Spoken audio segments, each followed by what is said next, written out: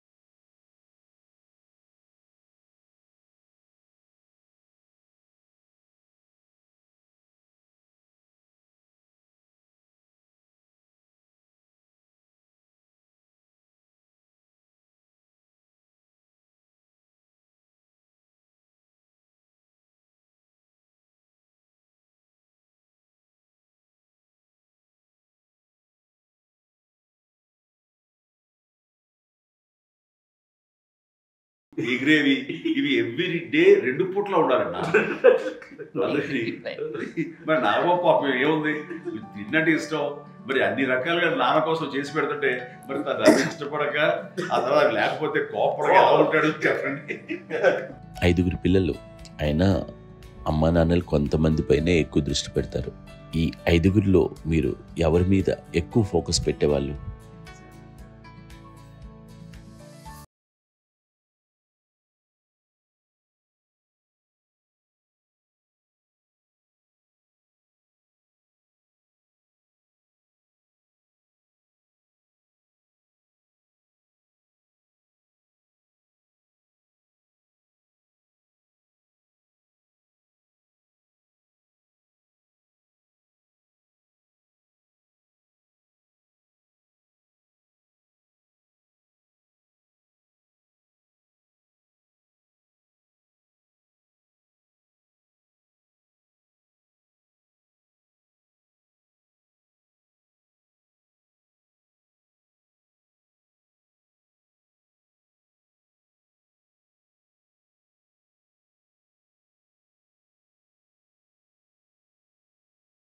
మీ అమ్మగారు మీ అక్క చెల్లెళ్ళకి ఇచ్చిన సలహా ఏంటి?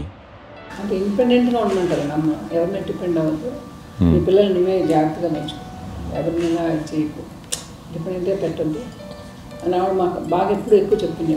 అంటే నాకు కొంచెం టఫ్ టైమ్స్లో కూడా ఆమె నీ పాటి నువ్వే ఉండాలి, ఎవరి దగ్గర ఉండదు, ఎవరి ఇంట్లో ఉండదు, మా దగ్గర కూడా ఉండదు, నీ ఇద్దరు బిడ్డలు పెట్టుకుని నువ్వే ఉండాలి. అది కష్టం కదండి అట్లా చెప్పడం. చెప్పారు, చాలా తక్కువ చెప్పారు, బట్ నాకు అదే ఇచ్చే ధైర్యం. ఇండిపెండెంట్గా అట్లా ఒకరి దగ్గర ఉండదు, నీ గౌరవం తగ్గిపోతుంది ఎక్కడ ఉండదు. అది చాలా నాకు చాలా ఇన్స్పైరింగ్ ఉండేది అన్నమాట. అది ఇప్పుడు కూడా అది చాలా హ్యాపీగా అనిపిస్తుంది అని చెప్పింది. అంతే కదా, ఇప్పుడు మనకి ఏదైనా రోగాలు వస్తే ఫేస్ చేస్తాం, దాన్ని బాధపడుతుంది మనమే.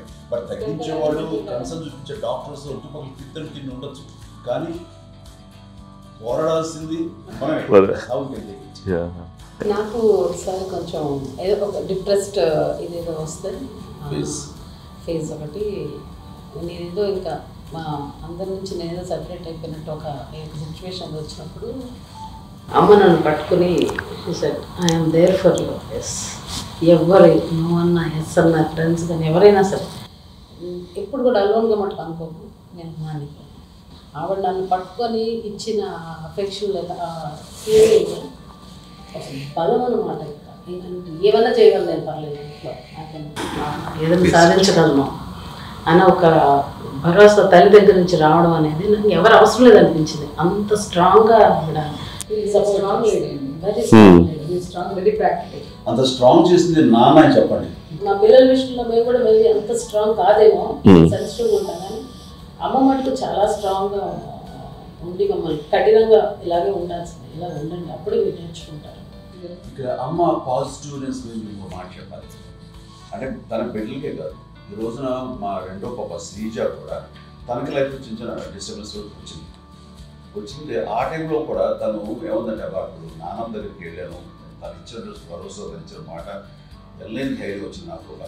నాన్నమ్మ దగ్గర ఎప్పుడు కూర్చోస్తాడు అప్పుడే పాజిటివ్ ఫీలింగ్ వస్తుందని నాతో షేర్ చేసుకుంటాను. తను నాతో చెప్తుంటే అనిపిస్తుంది కరెక్ట్గా, అమ్మ ఏం పర్లేదమ్మా, లైఫ్ అంటే ఒకరితోనే అయిపోదు, ఆ ఒక్కడి వల్ల వాళ్ళ ఇన్ఫ్లుయెన్స్ తోటో వాళ్ళు మన మీద నియంత్రించడం కానీ మన బాధల్ని వాళ్ళు చేయడం అవుతారు. జస్ట్ నువ్వు నీ గురించి నీ మనసులో ఏదనిపిస్తే నీ గుడ్ ఫీలింగ్ ఏం చేస్తుందో ఆ ఫీలింగ్ ప్రకారం వెళ్ళిపోదు. అంటే ఆ జనరేషన్ పీపుల్ ఎక్స్పెక్ట్ చెయ్యమండి, అది చెయ్యమండి. సో